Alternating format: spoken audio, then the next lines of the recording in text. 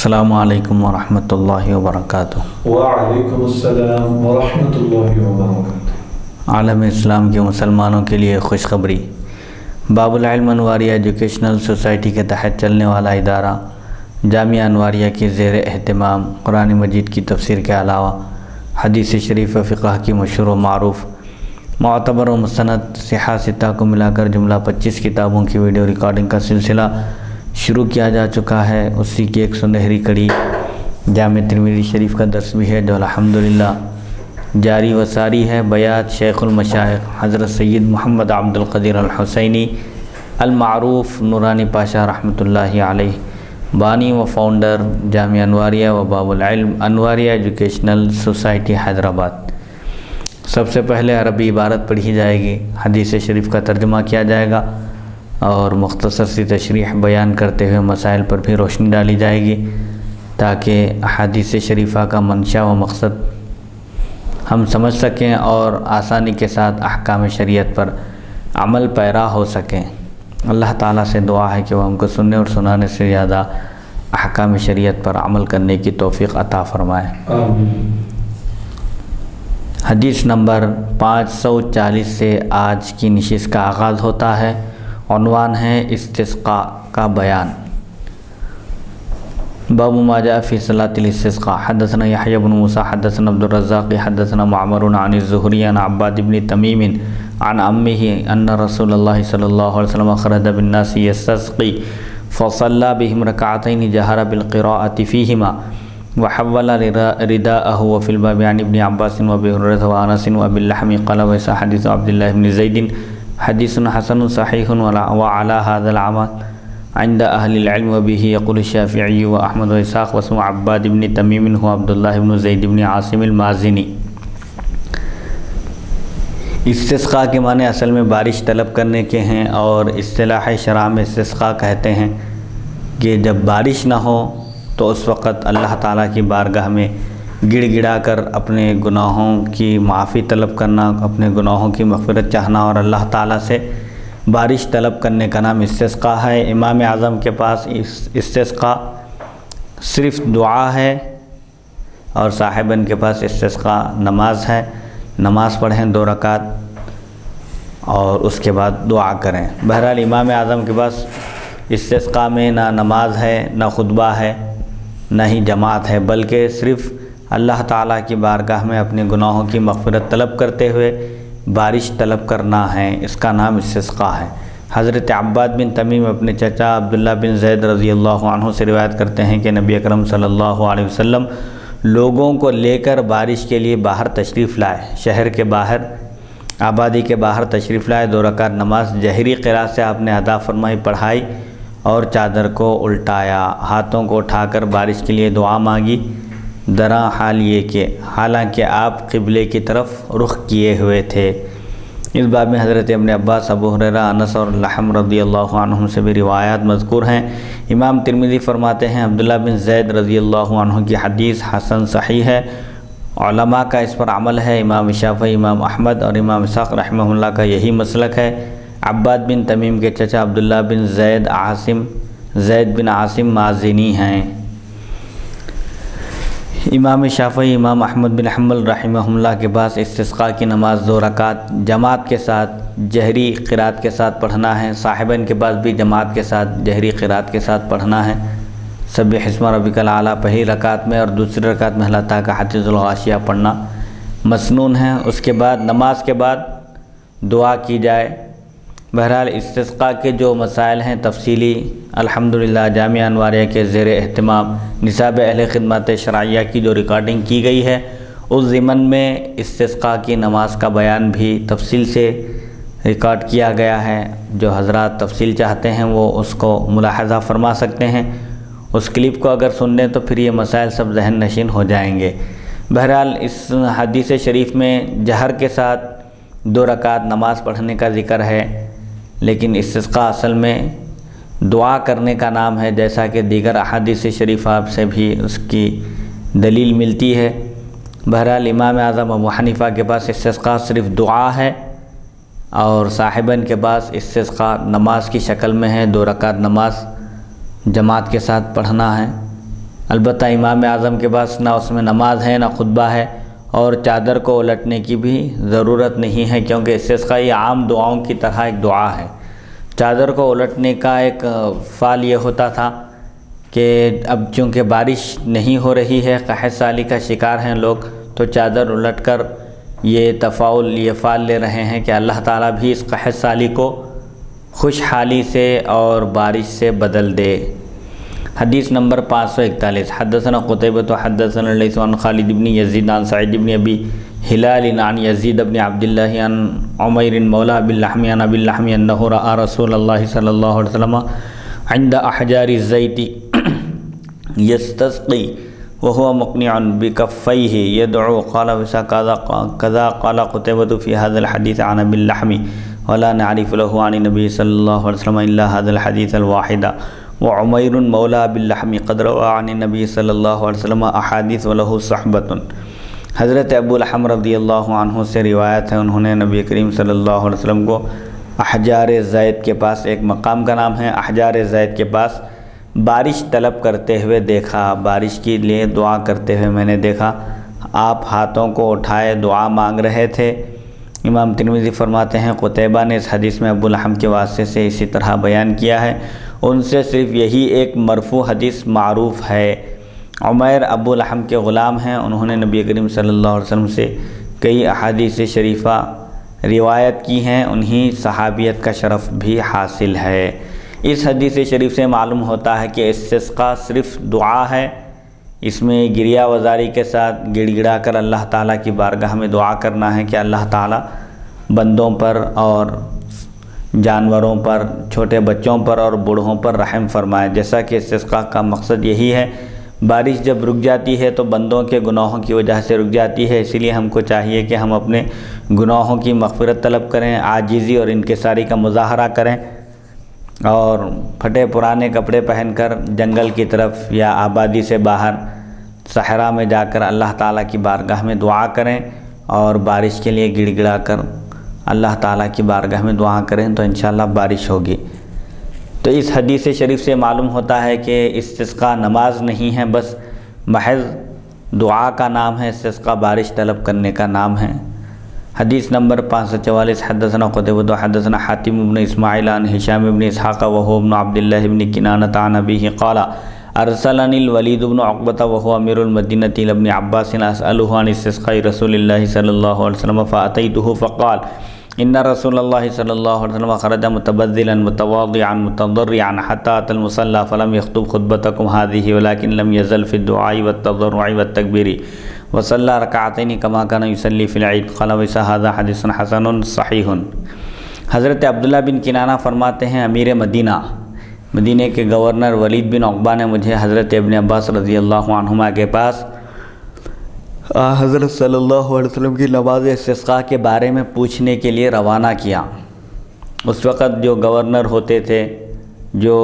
حکومت کے عہدوں پر فائز ہوتے تھے، وہ لوگ بھی دینی مسائل میں علماء سے رجوع کرتے تھے، پوچھا کرتے تھے، بڑے بڑے اکابر صحابہ موجود تھے۔ چنانچہ ولید بن عقبہ نے یہ صاحب فرماتے ہیں عبداللہ بن کنانہ کہ اب یہ ولید بن عقبہ نے مجھے حضرت ابن عباس رضی اللہ عنہما کے پاس حضور اکرم صلی اللہ علیہ وسلم کی نماز استسقاء کے بارے میں پوچھنے کے لیے بھیجا۔ میں ان کی خدمت میں حاضر ہوا تو انہوں نے فرمایا نبی کریم صلی اللہ علیہ وسلم عام کپڑوں میں تواضع کے ساتھ گڑ گڑاتے ہوئے تشریف لے گئے، جائے نماز پر پہنچے، یعنی مصلی جہاں نماز پڑھی جاتی ہے عیدگاہ پہنچے، اور تمہارے خطبے کی طرح خطبہ نہیں ارشاد فرمایا، لیکن مسلسل دعا، عاجزی اور انکساری اور تکبیر میں رہے، اور عید کی طرح 2 رکعتیں ادا فرمائی۔ امام ترمذی فرماتے ہیں یہ حدیث حسن صحیح ہے۔ اس حدیث شریف میں بھی استسقاء کا مطلب دعا کرنے کا نام ہے۔ حضور اکرم صلی اللہ علیہ وسلم کا عمل مبارک تھا کہ آپ استسقاء کے لیے جب تشریف لے جاتے تو مسلسل گڑ گڑا کر اللہ تعالیٰ کی بارگاہ میں دعا فرماتے اور بارش کے لیے دعا کرتے تھے۔ عاجزی اور انکساری کے ساتھ جانا اور اپنی عاجزی اور انکساری کا اظہار کرنا، معمولی کپڑے پہن کر جانا چاہیے تاکہ اللہ تعالیٰ کی بارگاہ میں اپنی عاجزی اور انکساری کا اظہار ہو۔ حدیث نمبر 543 حدثنا محمد بن غیلان حدثنا وکیع عن سفیان عن ہشام بن اسحاق بن عبداللہ بن کنانہ عن ابیہ فذکر نحوہ وزاد فیہ متخشعا قال وهذا حدیث حسن صحیح وهو قول الشافعی قال يصلي صلاة الاستسقاء نحو صلاة العیدین یکبر في الرکعة الأولى 7 وفي الثانية 5 واحتج بحديث ابن عباس قال وروي عن مالك بن أنس أنه قال لا يكبر في الاستسقاء كما يكبر في صلاة العيدين۔ محمود بن غیلان نے بواسطہ وکیع سفیان ہشام بن اسحاق حضرت عبداللہ بن کنانہ رضی اللہ عنہ سے اس کے ہم معنی روایت نقل کی، البتہ اس میں متخشعاً کا لفظ زائد ہے، یعنی حضور اکرم صلی اللہ علیہ وسلم طلب باران کے لیے نکلے، بارش طلب کرنے کے لیے نکلے تو معمولی کپڑے پہن کر اور تواضع اور عاجزی اور انکساری کا پیکر بن کر گڑ گڑاتے ہوئے نکلے، خشوع اور خضوع کا مظاہرہ کرتے ہوئے نکلے، یعنی انتہائی خشوع اور خضوع کی حالت میں اللہ کی بارگاہ میں پہنچے اور بارش کے لیے دعا فرمائے۔ امام ترمذی فرماتے ہیں حدیث حسن صحیح ہے۔ امام شافعی کا یہی قول ہے، فرماتے ہیں نماز استسقاء عید کی نماز کی طرح پڑھی جائے۔ امام شافعی کے پاس جس طرح عید کی نماز میں زائد تکبیرات کہی جاتی ہیں، ایسے ہی استسقاء کی نماز پڑھی جائے اور اس میں بھی زائد تکبیرات کہیں جائے۔ پہلی رکعت میں 7 مرتبہ اللہ اکبر کہے اور دوسری رکعت میں 5 مرتبہ اللہ اکبر کہے۔ امام شافعی نے ابن عباس رضی اللہ عنہما کی اس حدیث سے استدلال کیا ہے۔ امام ترمذی فرماتے ہیں انس بن مالک سے روایت ہے کہ عیدین میں تکبیرات ہیں لیکن نماز استسقاء میں تکبیرات نہیں کہنا چاہیے۔ بہرحال امام اعظم ابو حنیفہ کے پاس استسقاء صرف دعا ہے، محض دعا کا نام ہے، اس میں خطبہ بھی نہیں ہے اور اس میں چادر کو پلٹانا بھی نہیں ہے، کیونکہ یہ نماز استسقاء اصل میں ایک دعا ہے، عام دعاؤں کی طرح دعا ہے۔ اس میں عاجزی، انکساری، خشوع خضوع اور اپنے گناہوں کا اعتراف کرنے کا نام ہے، اپنے گناہوں کی مغفرت طلب کرنا، کسی پر ظلم کیے تھے حقوق لباد کو بھی ادا کرنا ہے، کسی کی حق تلفی کیے تھے تو اس کا حق ادا کرنا، یہ تمام حقوق کو بجا لاتے ہوئے اللہ کی بارگاہ میں گڑ گڑا کر دعا کرنے کا نام استسقاء ہے۔ اور امام شافعی رحمۃ اللہ علیہ کے پاس استسقاء کی نماز ہے، 2 رکعت نماز ادا کی جائے اور عیدین کی طرح، جس طرح عیدین کی نماز میں زائد تکبیرات کہی جاتی ہیں، ایسے ہی استسقاء نماز استسقاء میں پہلی رکعت میں 7 مرتبہ اللہ اکبر کہیں اور دوسری رکعت میں 5 مرتبہ، جبکہ امام مالک کے پاس بھی استسقاء نماز ہے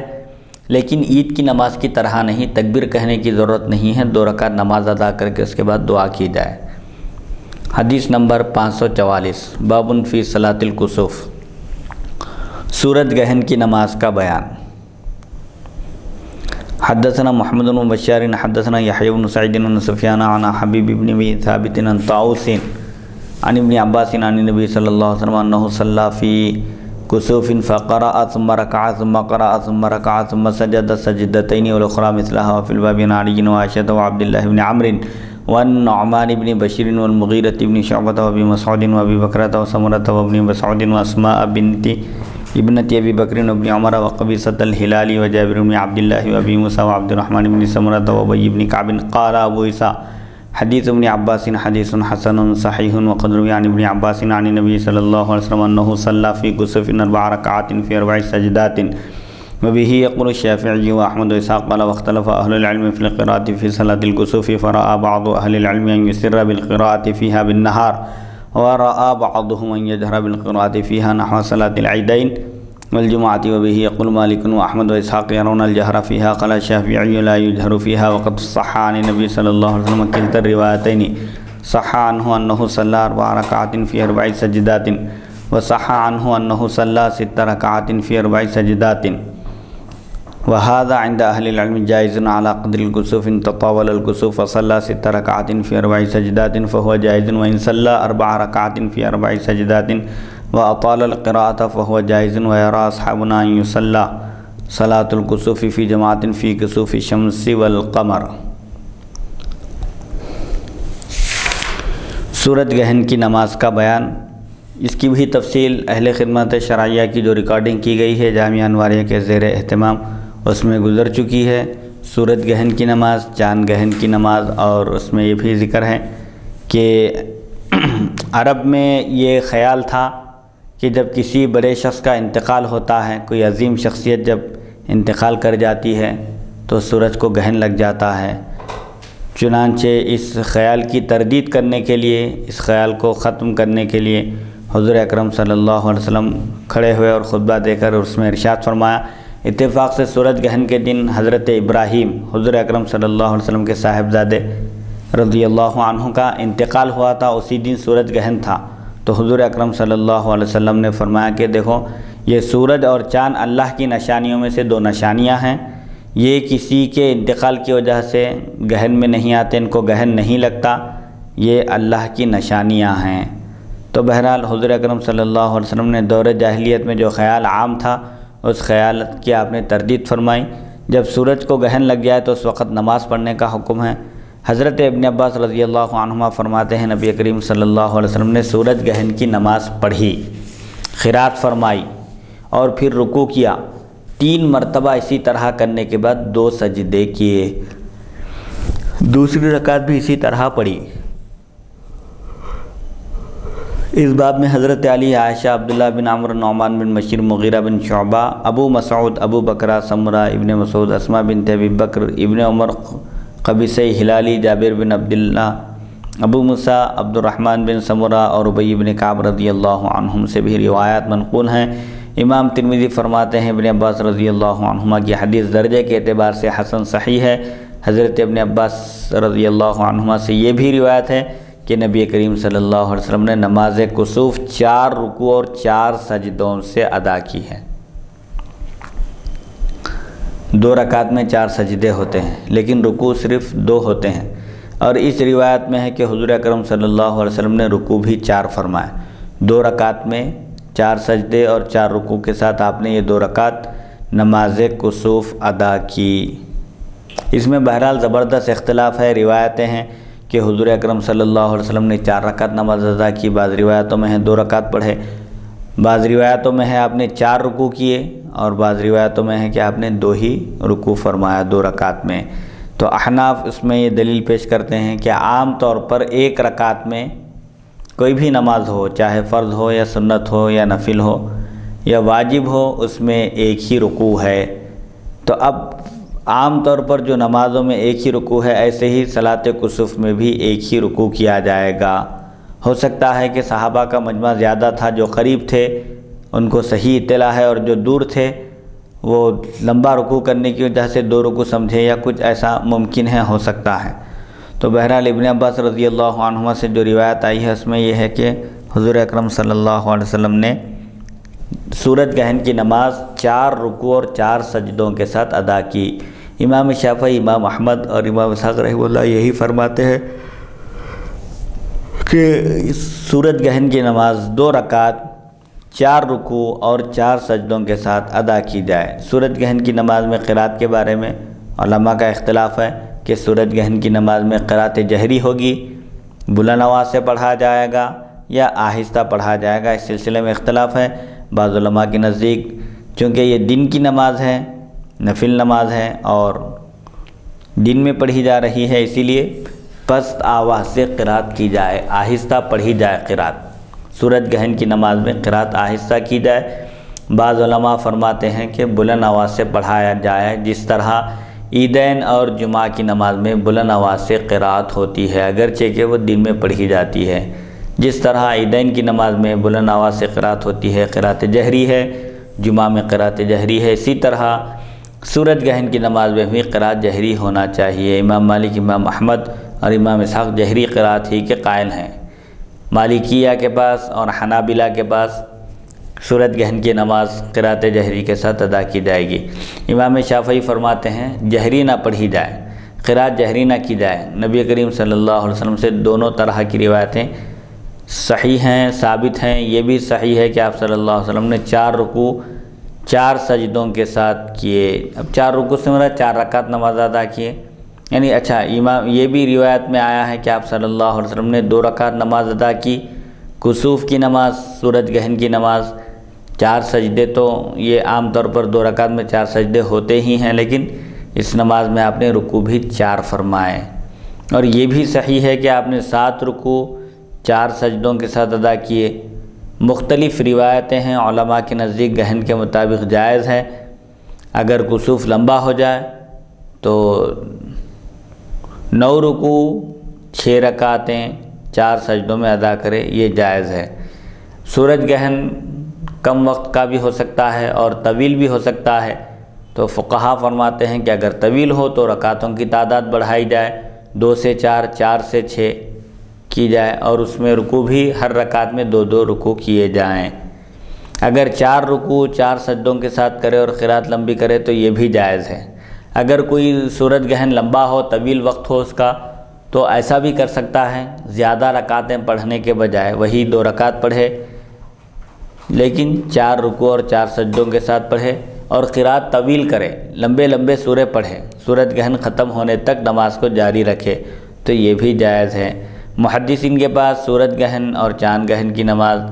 جماعت کے ساتھ ادا کرنا جائز ہے۔ محدثین کی ایک جماعت یہ کہتی ہے، مختلف روایتوں کو سامنے رکھ کر کے سورج گہن اور چاند گہن کی نماز جماعت کے ساتھ پڑھنا جائز ہے، جبکہ احناف کے پاس نفل نماز میں جماعت نہیں ہے۔ حدیث نمبر 545، حدثنا محمد بن عبد الملک بن ابی الشوارب حدثنا یزید بن زریع حدثنا معمر عن الزہری عن عروۃ عن عائشہ انہا قالت خسفت الشمس على عهد رسول اللہ صلی اللہ علیہ وسلم فصلى رسول اللہ صلی اللہ علیہ وسلم بالناس فأطال القراءة ثم ركع فأطال الركوع ثم رفع رأسه فأطال القراءة وهي دون الأولى ثم ركع فأطال الركوع وهو دون الأول ثم رفع رأسه فسجد ثم فعل ذلك في الركعة الثانية قال وهذا حديث حسن صحيح وبهذا الحديث يقول الشافعي وأحمد وإسحاق يرون صلاة الكسوف 4 ركعات في 4 سجدات قال الشافعي يقرأ في الركعة الأولى بأم القرآن ونحو من سورة البقرة سرا إن كان بالنهار ثم ركع ركوعا طويلا نحو من قراءته أيضا بأم القرآن ونحو من آل عمران۔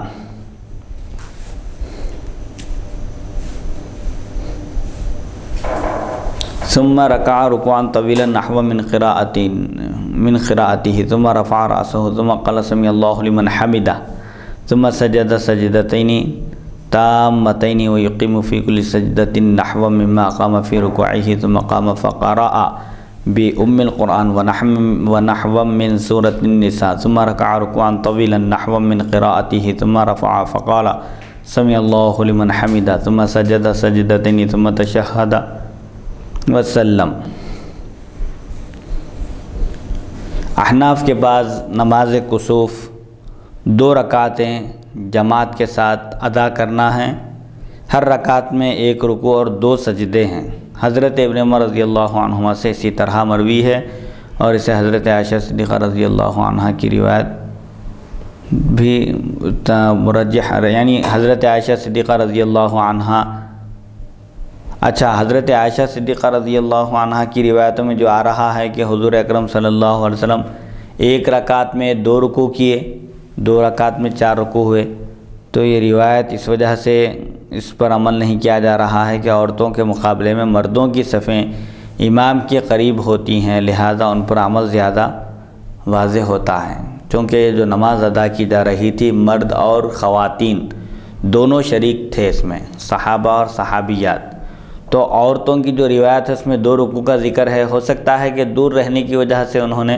2 رکوع خیال کیا، اتنا لمبا طویل رکوع فرمایا حضور صلی اللہ علیہ وسلم نے کہ ہو سکتا ہے کہ گمان ہوا ہو کہ 2 رکوع کیے گئے۔ اب جو مرد حضرات جو قریب تھے وہ صحیح طور پر جانتے تھے کہ کتنے رکوع ہوئے، اسی لیے ابن عمر رضی اللہ عنہما سے جو روایت ہے، احناف اس روایت کو اختیار کیا، اس میں یہ ذکر ہے کہ 1 رکعت میں 1 ہی رکوع فرمائیں، جیسا کہ تمام نمازوں میں کیا جاتا ہے۔ حضرت عائشہ صدیقہ رضی اللہ عنہا فرماتی ہیں نبی کریم صلی اللہ علیہ وسلم کے زمانے میں عہد مبارک میں سورج کو گہن لگ گیا، آپ نے لوگوں کو نماز پڑھائی، جماعت کے ساتھ نماز پڑھائی اور نہایت طویل قرات فرمائی، پھر رکوع فرمایا، اسے بھی طویل کیا، رکوع بھی اتنا طویل کیا جتنی قرات طویل تھی، لمبی، پھر رکوع سے سر اٹھا کر طویل قرات فرمائی جو پہلی قرات کے مقابلے میں کم تھی۔ پہلے قرات کیے، رکوع کیے، اس کے بعد پھر رکوع کے بعد پھر قرات کیے، لیکن یہ دوسری مرتبہ جو قرات کیے پہلی قرات سے کم تھی یہ، پھر لمبا رکوع فرمایا، پھر رکوع سے سر اٹھا کر سجدے میں تشریف لے گئے، اور پھر اسی طرح دوسری رکعت بھی ادا فرمائی۔ امام ترمذی فرماتے ہیں حدیث درجے کے اعتبار سے حسن صحیح ہے۔ امام شافعی، امام احمد اور امام اسحاق رحمہ اللہ کا یہی مذہب ہے۔ وہ سورج گرہن کی نماز 2 رکعتیں 4 سجدوں کے ساتھ 4 رکوع کا قول کہتے ہیں، یعنی یہ ان ائمہ کے پاس سورج گرہن کی نماز 2 رکعتیں 4 رکوع کے ساتھ ادا کرنا چاہیے۔ امام شافعی فرماتے ہیں پہلی رکعت میں سورہ فاتحہ اور اس کے ساتھ سورہ بقرہ جیسی سورت لمبی انتہائی طویل پست آواز سے پڑھی جائے، آہستہ پڑھی جائے۔ اگر دن ہو اگر دن میں یہ نماز ادا کی جا رہی ہے تو پست آواز سے پڑھی جائے، پھر قرات کے مطابق طویل رکوع کیا جائے، یعنی قرات میں جتنا وقفہ ہوا تھا، جتنا وقت لگا تھا، اتنا ہی لمبا، اتنا ہی طویل رکوع کیا جائے اتنی دیر تک۔ پھر تکبیر کہتے ہوئے رکوع سے سر اٹھائے اور اطمینان سے کھڑے ہو کر سورہ فاتحہ اور سورہ آل عمران جیسی کوئی سورت پڑھیں، پھر قرات کے مطابق طویل رکوع کریں، پھر سر اٹھاتے ہوئے سمیع اللہ لمن حمدہ کہے،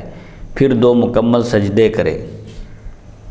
اور رکوع کی طرح وہاں بھی ٹھہرا رہے، پھر دوسری رکعت کے لیے اٹھ کھڑا ہو، سورہ فاتحہ اور سورہ نساء جیسی سورت پڑھ کر طویل رکوع کرے، پھر تکبیر کہتے سیدھا کھڑا ہو جائے، سورہ فاتحہ اور اس کے ساتھ سورہ مائدہ جیسی سورت پڑھ کر قرات کے مطابق طویل رکوع کرے، پھر سر اٹھاتے ہوئے سمیع اللہ لمن حمدہ کہے اور پھر 2 سجدے کر کے تشہد پڑھے اور سلام پھیر دے۔ سورج گرہن کی نماز 2 رکعت دیگر ائمہ کے پاس بھی ہے، لیکن فرق یہ ہے احناف کے پاس عام نمازوں کی طرح وہ نماز پڑھی جائے گی، 2 ہی رکوع ہوں گے 2 رکعت میں، لیکن امام شافعی کے پاس اور امام احمد بن حنبل اور امام اسحاق کے پاس 4 رکوع ہوں گے۔ قرات بھی احناف کے پاس بھی طویل ہوگی،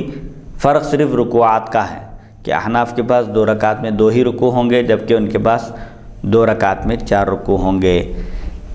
حدیث نمبر 546 باب کیف القراءۃ فی الکسوف، نماز کسوف یعنی سورج گرہن کی نماز میں قرات کیسے ہوگی، آہستہ پڑھیں گے یا بلند آواز سے پڑھیں گے، قرات جہری ہوگی یا سری ہوگی۔ حدثنا محمود بن غیلان حدثنا وکیع حدثنا سفیان عن الاسود بن قیس عن ثعلبة بن عباد عن سمرة بن جندب قال صلى بنا رسول الله صلی اللہ علیہ وسلم في كسوف لا نسمع له صوتا وفي الباب عن عائشة قال بس حديث سمرة بن جندب حديث حسن صحيح غريب وقد ذهب بعض أهل العلم إلى هذا وهو قول الشافعي۔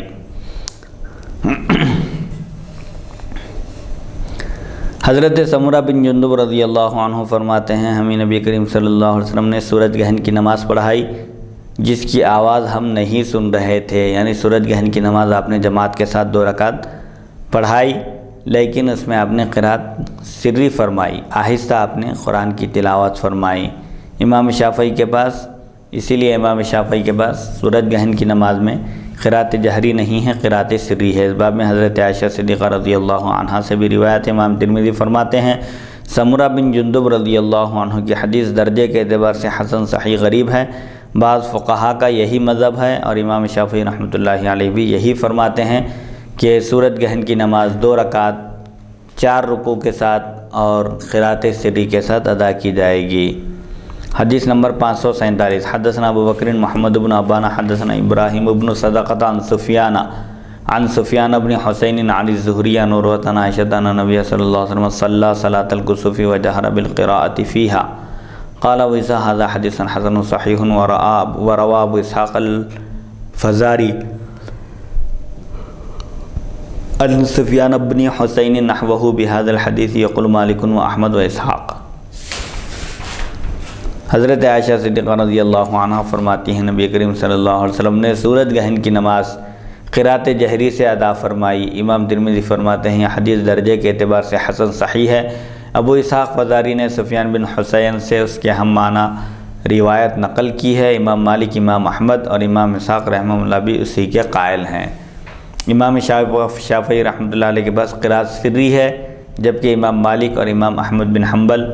رحمہ اللہ کے پاس سورج گرہن کی نماز میں قرات جہری ہے۔ حدیث نمبر 548 باب ما جاء فی صلاۃ الخوف، نماز خوف کا بیان۔ دشمنان اسلام سے اگر جنگ ہو رہی ہو، مقابلہ ہو رہا ہو، ایسے وقت میں اگر نماز کا وقت ہو جائے تو کیا جنگ جاری رکھی جائے یا نماز پڑھی جائے؟ تو اس سلسلے میں ایک مستقل باب فقہا نے بیان کیا خوف کی نماز کے عنوان سے۔ حضور اکرم صلی اللہ علیہ وسلم کے عہد مبارک میں یہ نماز پڑھی گئی۔ اس کی صورت یہ بتائی گئی کہ آدھا لشکر دشمن کے مقابلے میں رہے اور آدھا لشکر جماعت بنا کر نماز پڑھیں۔ اب یہ نماز خوف آج بھی باقی ہے یا نہیں، اس سلسلے میں فقہا کا اختلاف ہے۔ امام ابو یوسف رحمۃ اللہ علیہ فرماتے ہیں کہ نماز خوف صرف حضور اکرم صلی اللہ علیہ وسلم کے عہد مبارک میں تھی، اب باقی نہیں ہے اس کا حکم، کیونکہ صحابہ میں سے ہر ایک کی یہ خواہش ہوتی تھی کہ وہ حضور اکرم صلی اللہ علیہ وسلم ہی کے پیچھے نماز ادا کرے، اسی لیے صلاۃ خوف مشروع قرار دی گئی تھی۔ اب چونکہ وہ فضیلت باقی نہیں رہی، اسی لیے نماز خوف کا وجود نہیں ہے۔ لیکن امام اعظم اور امام محمد فرماتے ہیں کہ نماز خوف آج بھی ہے، کیونکہ صحابہ کرام کا عمل رہا ہے۔ صحابہ کرام نے بھی میدان جنگ میں اس طرح کا عمل کیا ہے کہ آدھا لشکر دشمن سے مقابلہ کرتا رہا اور آدھا لشکر نماز میں مصروف رہا۔ تو اس کی بھی تفصیل اہل خدمت شرعیہ میں باب العلم انواری ایجوکیشنل سوسائٹی کے تحت اس کی ریکارڈنگ کی جا چکی ہے اور اس کو یوٹیوب پر اپلوڈ بھی کر دیا گیا ہے۔ جو تفصیلی مسائل جاننا چاہتے ہیں وہ اس کلپ کو دیکھ سکتے ہیں۔ اس کے بعد پھر اس بیان کو سنیں گے تو احادیث شریفہ کے ساتھ فقہی مسائل بھی سامنے آئیں گے۔